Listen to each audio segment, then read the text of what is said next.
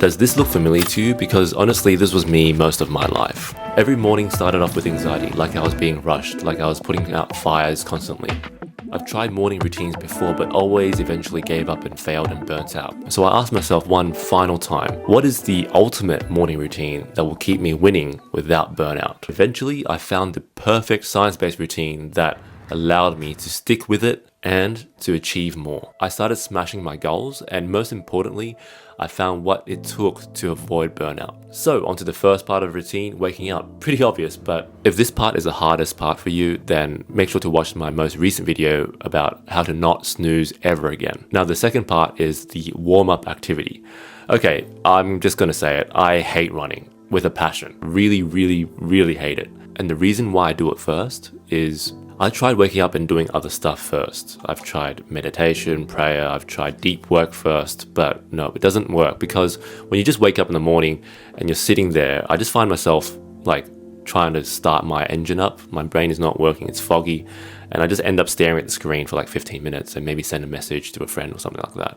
So like, yeah, it's not very productive. But when I run, even if it's like 10 minutes, something clicks. It's like the fog has been lifted and I'm ready to go. And scientifically, it makes sense. Researchers have found that running and moderate exercise in the morning can lead to increased BDNF. It can help with memory, alertness, inhibitory control, verbal fluency, sustained levels of attention. So if you're slurring your words like me, or have ADHD or lack of focus, then running is probably for you. And also, I don't really fit in cardio. I hate cardio. So like at the gym, I never do cardio. So this is literally the only time I do cardio in my life. You got to do it. Now, step 3 is water. By now, your throat is probably dry like the Sahara Desert. Need I say more? No. Step 4, cold showers. I know what you're thinking. Oh, this toxic, unrealistic crap.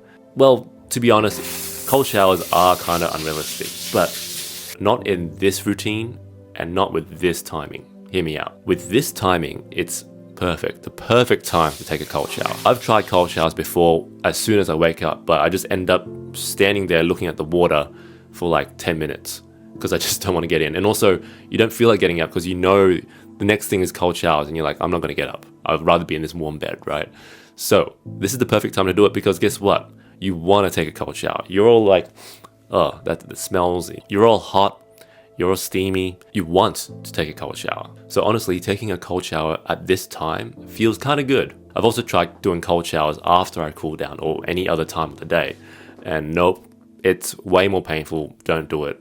It's so much better just to do it when you're already hot and you need something to cool you down and get off all the sweat, right? So now that I'm all awake and alert, it's time to calm down my system. If you try to do work right now, you won't get anything done because your mind is racing and you're kind of like pumped on adrenaline, right? So now's the time to do prayer and meditation. Prayer makes me feel calm and connected to God and grounded. It's a reminder that today's a gift. I woke up another day. I'm alive for another day. So I need to make the most of my time right now. It also makes me feel like I've got all the power in the world and I can do and take on anything. So now that I feel calm and grounded, I use the gratitude flowing on from the prayer into my journaling. So this is step 6. Now I use my own method of journaling called the Triple G method. And honestly, this is the best thing that's worked for me. So first, the first G is goals. Write down 3 goals you want to do today. The 3 main things that will move the needle of your life. And move on to step 2, which is gratitude. 3 things I'm thankful for. Then the third G is guarantee. Write down 3 affirmations or mindset boosters to motivate you to do those tasks. Let me explain. Honestly, I used to think journaling was kind of cheesy, like it didn't work. But I've tried not journaling now, and honestly, those days that I don't journal are always less productive.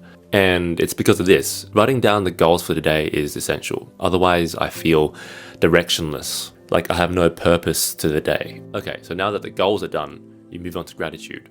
I used to think gratitude was some airy-fairy stuff, but honestly, it's for everyone. A lot of the time, everyone can be so caught up with the hustle culture of like, I want this, I want that, I can't wait to achieve this, I can't wait to have that. And it's so easy to forget what we already have. And by doing that, we feel always ungrateful and always dissatisfied. It's okay to feel dissatisfied because you want more, but it's also important to be grateful for what you already have. Because You won't get anything more unless you are grateful for what you have. So I schedule in gratitude so I don't take things for granted anymore. Some examples are I'm grateful that I have a job and I do some meaningful work to help people. Bam, you won't ever complain today anymore. You won't take your work for granted. You won't take your job for granted. It's a simple solution, but it's very effective. So the last G is guarantee. So it might be a bit confusing, but it's pretty simple. For the 3 goals that you have today, write down what you guarantee will happen if you achieve that goal. So for example, for my YouTube videos, if I do my YouTube video today, then I'm one step closer to achieving 1,000 subscribers, which is my goal. And please like and subscribe, please. Writing these guarantees will help motivate you to do those 3 goals. A lot of the times we just write down goals and we don't even know why we're doing it. Spelling it out like this with these guarantees gives you drive, motivation, energy to do those tasks by the end of the day. So now that we have our goals and our guarantees, affirmations, all that, we plan it out. So we time block. I use Chronocat, which is a productivity app that is way faster than Google Calendar because it has natural language input, so you can enter in flexible or scheduled tasks very quickly. And also you can load your routine, so you can load this 5 a.m. routine that I have. You can check tasks off, and when you press done, it grays out on the calendar, which is like super satisfying. There's a today view which flows on from one step to the other with the countdown timers, so it's so easy to knock off tasks and keep focused throughout the whole day. We're also biased because this is the app that my brother and I made. It's completely free, so check it out. Now my brain is ready. BDNF and mental clarity is through the roof. My blood flow is circulating. Calmed down from my meditation, so I'm laser focused now as well, so I'm ready to go. Now I sit down and work deeply on the thing that will propel me forward in life the most. So for me, it is making these YouTube videos or coding the productivity app or marketing our app on Instagram. So that will help propel my dreams and my goals. This is not the time to answer emails, or this is not the time to like make things pretty and decorated. Like, this is time to make meaningful progress. So now that you've done 1 hour or whatever time you've allocated to your deep work, it's time to do gym. One of my core goals is to build muscle because I've always been this skinny, really skinny guy, and I don't want to be that guy anymore, especially when I have a kid. I want to be one of those dads that look like an anime character. I want all the other kids to be like, whoa, that dad is like so cool. That's why I want it. I won't go into my full gym routine here. So I go to the gym 5 days a week, 6 days if I'm lucky, and then I go straight to work straight after. So I bring a change of clothes to work and I change at work.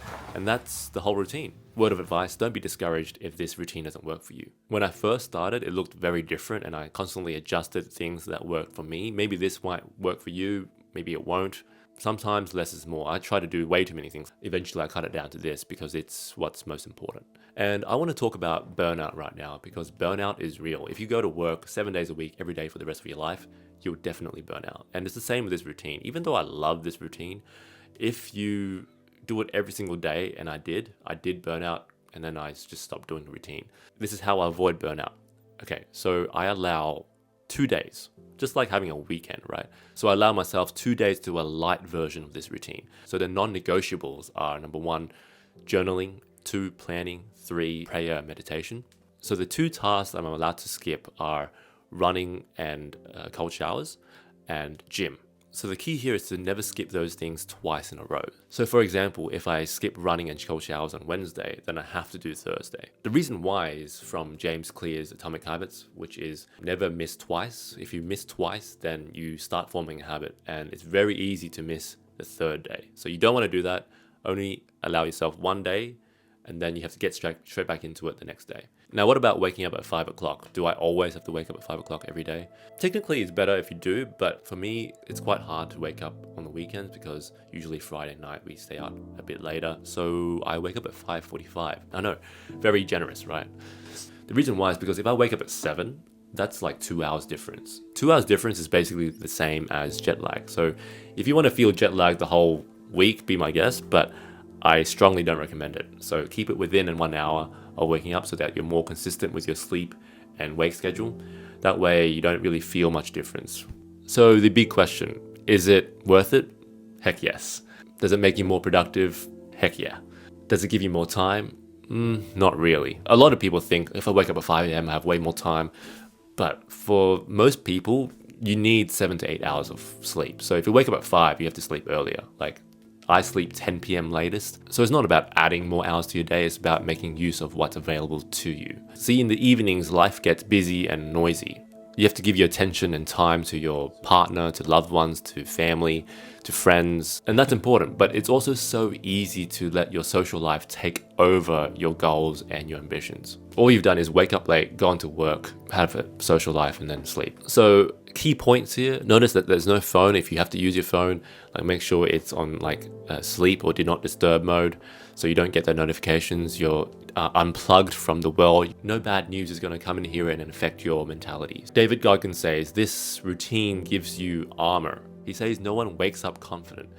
You have to wake up and build confidence by consistently showing up for yourself every single day. If you want to follow this routine, drop a comment below and tell me, what works for you, what doesn't work for you, or whether this video was helpful. I'm constantly trying to adjust my routine and change things and experiment as well. So let me know. I hope after watching this, your day is a little bit better. Let's level up together. So subscribe and I'll see you in the next one.